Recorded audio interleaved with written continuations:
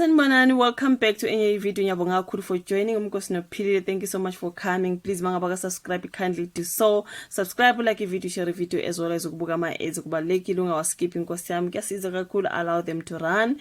So ngizokhuluma ke ngodaba lasekhosini. Sizwile ukuthi ke kunezinhlelo bezisenziwa laphana ushintsho bathi ukushift izinto laphana lapha. That's why ngangibuza ngithi nkosi yami lo bhuti osabhizi ngecase yakhe kuzokwenziwa njani ngaye uSiyamhlongo mangabe ke sokukhethwa abantu bebekwa lapha nalapha manje bazothini ngoSiyamhlongo bafethu ngoba bengike ngenza ama video ngaye muva nje.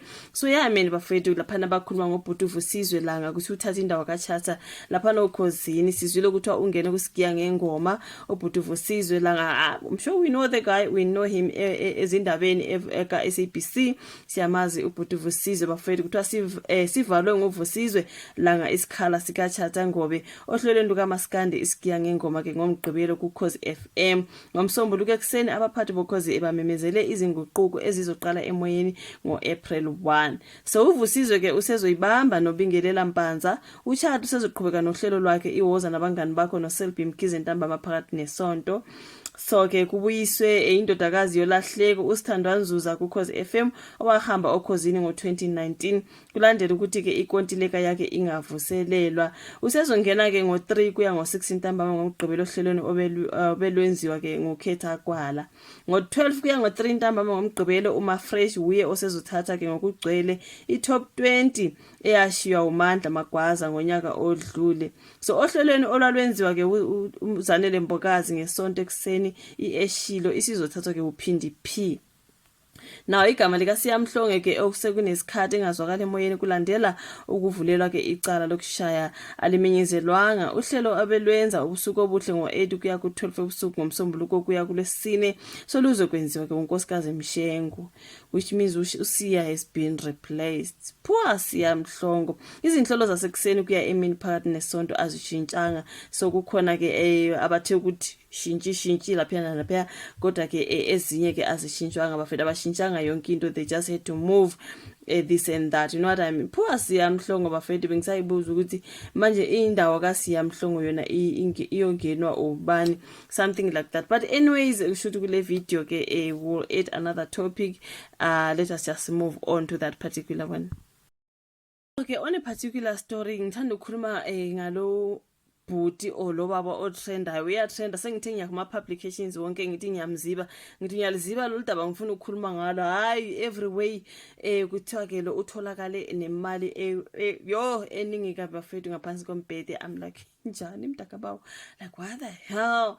Zimkhalele ke kodwa lo banjwe ke no 1.2 million ngaphansi kombhede bafethu. Like wow, what was that kind of money for ngaphansi kombhede? Hayi ngeke bafethu ngeke. So kuthiwa ke kubosho wesilisa neminyaka u49 ngamacala okushushumbisa imali nokuzama ukugwazela iphoyisa kulandela ukutholakala nesamba esingu1.2 million okucash eTonga eduze nase Komati, is it Komati Port eMpumalanga ngesonto. So uthema isebanjiwa sezama nokugwazela wazama nokubribe amaphoyisa bafethu like 1.2 million under your bed.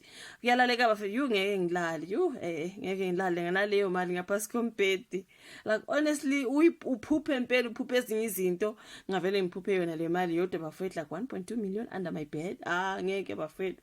So ngakombi kwamaphoyisa ke amalungu awo ancizwe indlebe ngowesilisa obephethe isibhamu esingekho emthethweni aphuthume khona elandela umkhondo nokuthi umefika lapha eTonga athola umnikazi wendlu eyaqala ayaphenya. Okay, yo bafethu like really hayi ngeke bafethu imali engaka ngaphansi kombheda.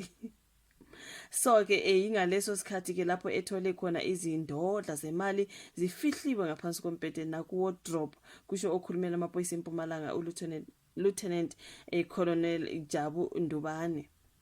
Hayi wena imali uthe amaphoyisa aqhubeke nophenyo kwamanye amagumbi athola esinye isikhwama sigcwele imali.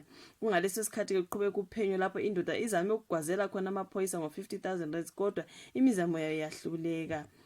ebavele banqaba amaphoyisa sathi uyabribe nkosi yami hayi ngeke bafethu like this kind of money under your bed like njani mdakabawo. So uthe kushaqwe u1.2 million obuyimali yakuleli kwathi enye kwaba yimali yaseMozambique.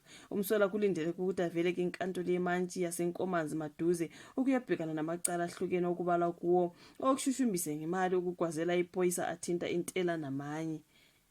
Like, where did he get the money? Like, it's a lot. Okay, why not put it at the bank? Why not put that money ebhange bafethu like ukuhlala naye endlini ngaphansi kombhedi hayi ngeke ngilale bafethu nobuthongo ngeke ngibuthi uqotho like really. Yo like guys iculo latha kulaleki mawunemali ubelala kanjani nabafethu hayi ngeke so ke kuthiwa ke useboshiwe kodwa bafethu utholakale enenkala katha imali esabisayo hayi angazi.